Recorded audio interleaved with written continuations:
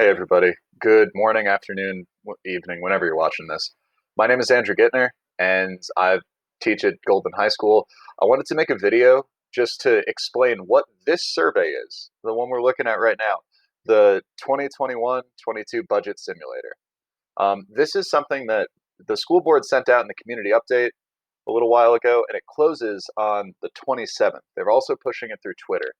Um, and to me, that means that the school board's looking to get a pulse check on from the community on what their budgeting priorities should be and how the community feels about at least two in particular budget recommendations that the school board might employ or might implement rather. So what this video is designed to do, hopefully, doing a one-take screencast, screencast, no editing, because none of us have time for that anymore. Um, what the hope is like we just walk through what do the priorities mean because some of them are worded pretty confusing. What might be the implications of the recommendations, and that way you get a chance to like fill this out. Um, I'm not going to try to push anyone's opinion. I'm going to just give context as I've seen it. I've been kind of a nerd with this stuff, so anyway, let's get started. First thing we do is we go to priorities. And this question, it's important to see like what I found helpful rather is to read this first part before reading the last. Um, because the middle, like all this text, is supposed to give you context for how to make your decision, but the sliding scales totally oppose and totally support. They're asking you just about this maintain instructional programs and choices. So this first one is really about do we at Jeffco want to value offering a diversity of programs? Do we want to have different schools be able to like specialize, or do we want to offer as comprehensive electives as we do, or do we want to offer like an engineering department, for example, or do we want to offer dual language programs? These kinds of programs are something that does distinguish different schools from other schools, right? Some schools are known for having a wonderful arts program. Some elementary and middle schools are known for having a certain type of research-based reading curriculum. Um, so I what this question is really asking is, do we want to value? Because that's what the priorities are. These are the things that the board is asking the community, what should we value in the budget? Meaning, what should we protect in the budget? Now, this part where it says maintain instructional programs and choices, regardless of how you vote, keep this in mind, right? Electives are taught by somebody. AP courses are taught by somebody who went to an AP seminar. Um, I don't know enough about IB programs, but I assume that it's not just easy. You can't just walk in. So when I think about programs and preserving or not preserving programs, I think about the people that run those programs. We end up running a lot of the programs here.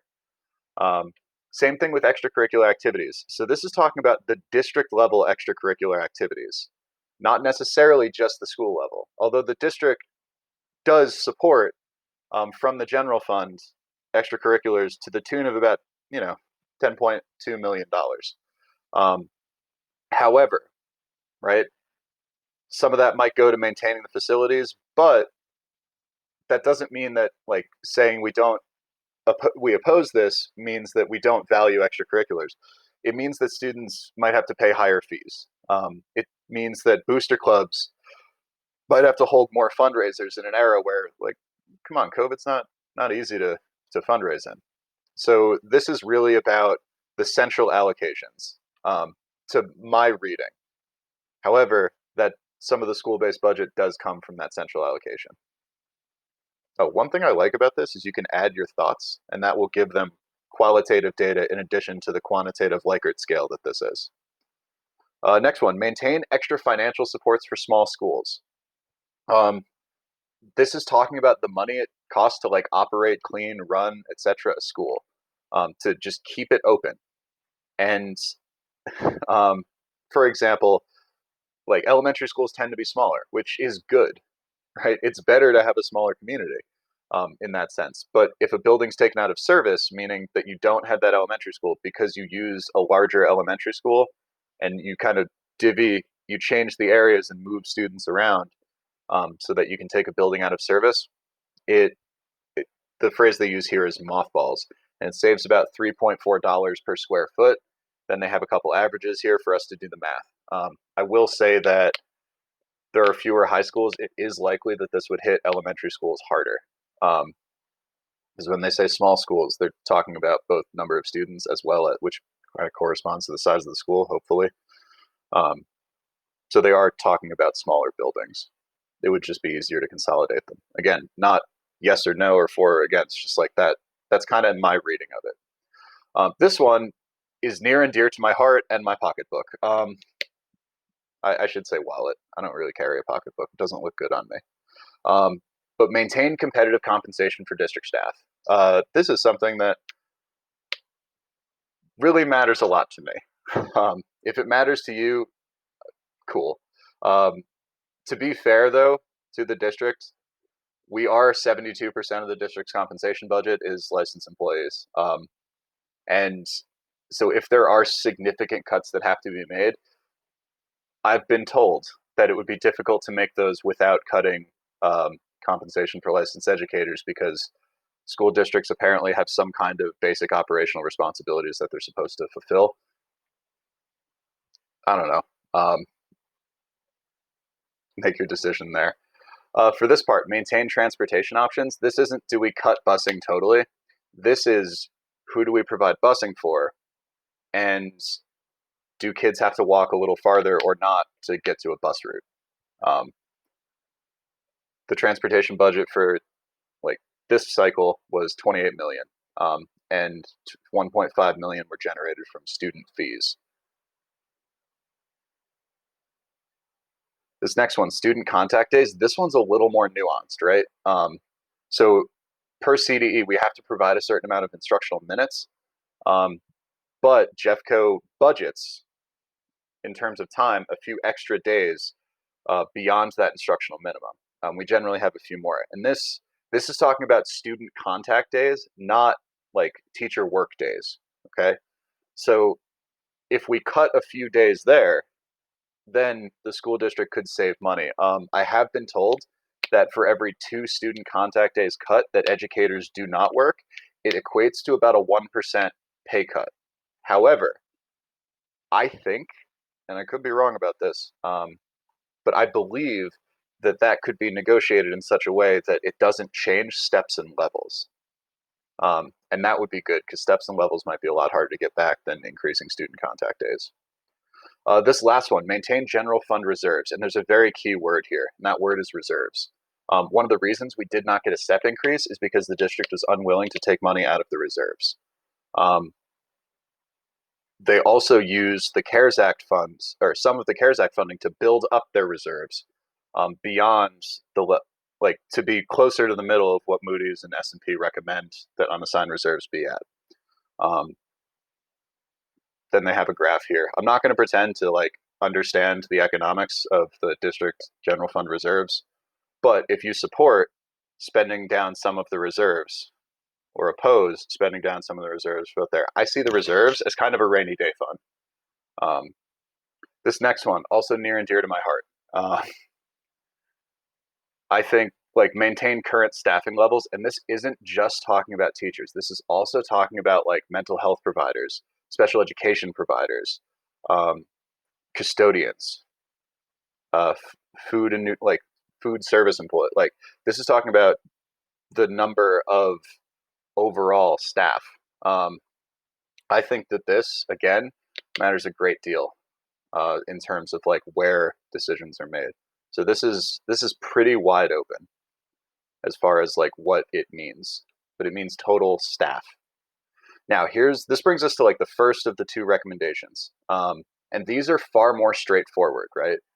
This is budget reductions that impact the total number of classroom teachers. This is decreasing teacher pay. Again, very straightforward. Decreasing professional development for teachers. I'm not going to lie, my opinions have changed a little bit on this, actually quite a bit, since the beginning of the year with that super successful webinar. Reduce staff providing mental health supports. So, school psychologists, people at the district level to support them, etc. Reduce special education teachers, spending down the general fund reserves. These are all part of recommendation 1. So this is, do you support doing that specific budgeting impact, right? The recommendations are the steps they would take to shrink the budget or to budget for. This is recommendation 2.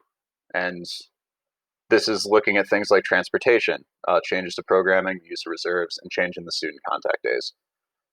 So, do we increase walking distance to school, increase student fees, and students pay fees for a myriad of reasons, not just athletics.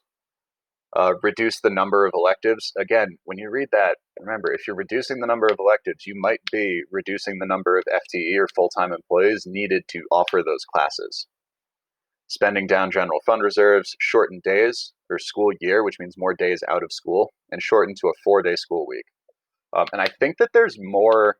I think there's more nuance in this one here. And I come from a high school perspective, but the online Fridays done right is something that students actually appreciate. Done poorly, not so much. Um, so then there's just some demographic information. Which part of Jeffco are you in? Are you a staff member? What group are you representing? Keep in mind you can check multiple of these and your annual household income. As of 11/20, we have had the North is doing well, representing. Um, more people who are not Jeffco Public School staff members have filled out this survey. However, and parents, guardians, or families are the largest proportion of survey respondents, as well as households with over $100,000 in combined income. Then if you go, we can take a look at where the survey is at right now.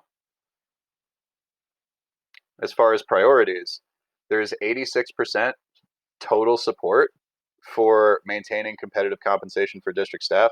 Honestly, and they use this to, more people in an area is supposed to be a visual depiction of like kind of where that curve is. 75% support for maintaining current staffing levels. You can see this one's a little bit more spread out. Some more support for maintaining instructional choices. So these are look like they're the three most popular. But that is like, honestly, I think that more voices would lend themselves well to this. So if you think so, then please click the link to the survey below, so that like you can lend your voice as well to Jeffco School Board's budgeting priorities for 2021-22. I hope this was helpful. I tried really hard. I got a little snarky at points. It happens. We're all under a lot of stress. But thank you very much for listening. Appreciate you. And, have a wonderful school year.